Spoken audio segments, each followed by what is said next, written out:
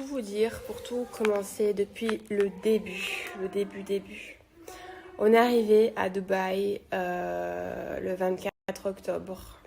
On est resté pendant un mois dans un Airbnb qu'on a loué. Et après, on est resté un mois chez Liam et Christophe qui nous ont gentiment accueillis. Donc, le 24 octobre, je suis arrivée ici, à Dubaï, et tout allait très très bien.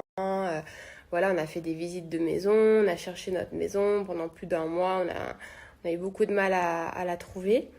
Et après, on n'a pas visité tant de maisons que ça, hein, mais d'ailleurs, en ce moment, dans les épisodes des Mamans et Célèbres, vous allez voir justement tout notre aménagement ici à Dubaï, enfin, la découverte de notre maison, tout.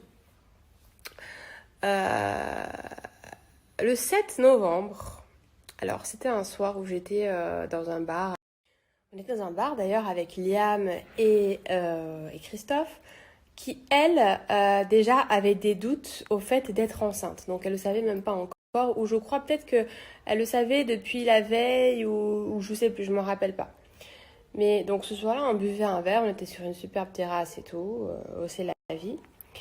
Et donc, moi, je suis très relou le soir. J'aime pas trop tout ce qui est musique et tout ça. Je bois pas beaucoup d'alcool. Donc, ce soir-là, j'ai même pas bu d'alcool ni quoi que ce soit.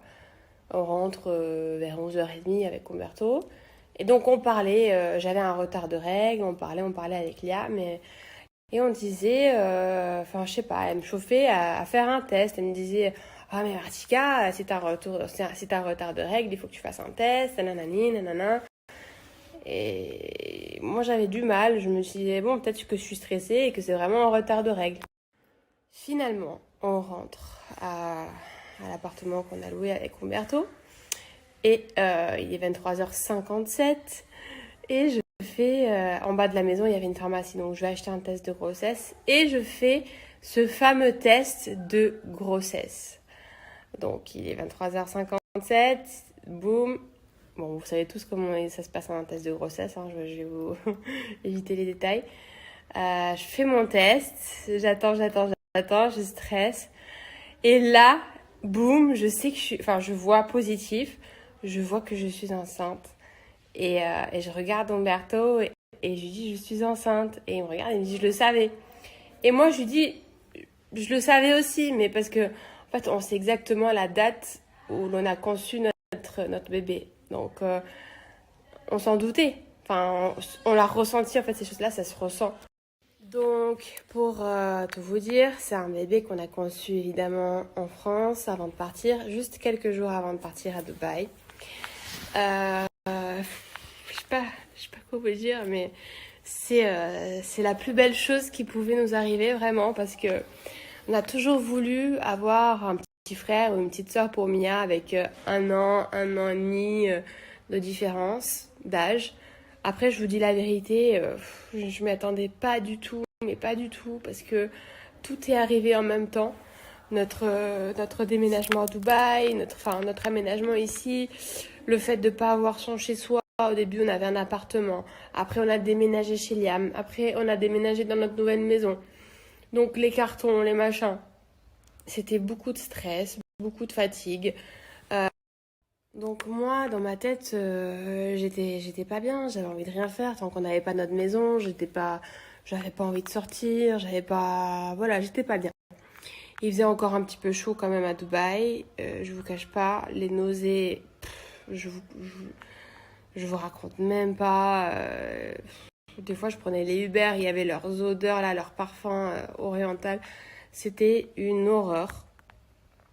Bon, par rapport à ma première grossesse, j'ai vomi beaucoup moins qu'avec Mia, parce qu'avec Mia, je vomissais entre 4 à 8 fois par jour. J'avais des migraines, à me taper la tête contre le mur et à dormir avec des compresses froides la nuit. Là, avec ma grossesse, donc dans les 3 premiers mois, j'ai eu une migraine une seule fois, très forte migraine quand même, de 2 jours. J'ai vomi quelques fois, mais pas beaucoup, pas des masses, genre une dizaine de fois dans les 3 mois. Donc c'est pas beaucoup par rapport à ma première grossesse, donc elle est un peu différente. Donc je vous dis la vérité, par rapport à tous ces événements qu'il y a eu, tout ce chamboulement dans ma vie, ça a fait que je suis tombée malade, clairement. J'étais pas bien. J'étais enrhumée. Là, ça va beaucoup mieux, hein, mais moi-même, en étant malade, enfin, c'est pas agréable d'être malade. Donc, forcément, non seulement les femmes enceintes, c'est pas forcément agréable, et les hormones et tout, mais en plus, en étant malade, c'est vraiment horrible. Donc, moi-même, j'étais insupportable, et moi-même, je m'insupportais, en fait. Je sais pas comment Umberto a fait à me supporter.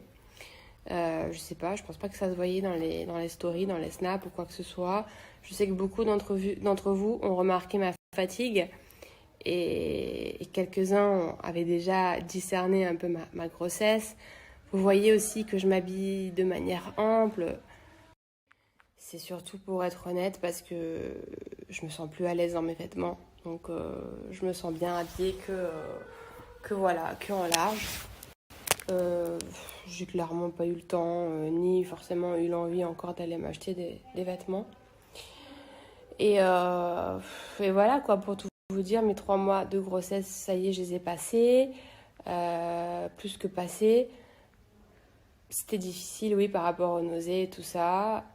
Là, ça va beaucoup mieux. Donc, j'ai été malade pendant plus de 25 jours, parce que je peux vous dire que je comptais les jours. Là, ça commence à aller mieux. Grâce à Dieu, ça commence à aller mieux. Même, j'ai cru avoir le Covid à un moment. J'ai fait le test et bon, il était négatif. Mais je vous jure, c'était difficile pour moi. Et entre-temps, j'ai eu le tournage des Mamans Célèbres. J'étais malade aussi à ce moment-là. C'était pas évident, vraiment. Je vous garantis que c'était pas évident. Donc, pour toutes les personnes qui m'ont dit « Martika, tu fais rien de ta vie, t'es toujours fatiguée, nanana ». Les gars, vous pouvez même pas savoir par quoi je suis passée. Je suis pas quelqu'un qui s'exprime vraiment tous les jours comme je suis en train de le faire. Je vous raconte pas ma life. Je suis pas là à m'exposer non plus sur les réseaux. Mais je peux vous dire que ce que j'ai vécu, c'est quand même un très très gros chamboulement. Et croyez pas que la vie, tout est blanc, tout est rose. Voilà, on a tous des hauts, des bas, que ce soit physique, moral. Moi, j'ai passé une période assez difficile. Et je commence à peine à m'en sortir, à me sentir mieux. Et voilà quoi. Donc maintenant, je porte la vie à l'intérieur de moi. Je ne peux que être heureuse. Et d'ailleurs, je me devais de le partager avec vous hier. Et franchement, pardon, je suis émotive, mais j'aurais jamais cru avoir tout cet amour dans vos messages. J'ai reçu des tonnes, des centaines et des milliers de messages. Et vraiment, les gens, vous m'avez réchauffé le cœur, quoi, voir tout votre amour à travers tous vos messages, tous vos mots gentils. Ça m'a trop touchée, ça m'a redonné de la force. Et franchement, ça m'a fait trop du bien. Je vous promets. Ça m'a fait trop du bien. Et je prends mon doudou. Et ça m'a fait trop du bien. Et encore merci pour tous ces gentils mots, pour toutes ces belles paroles.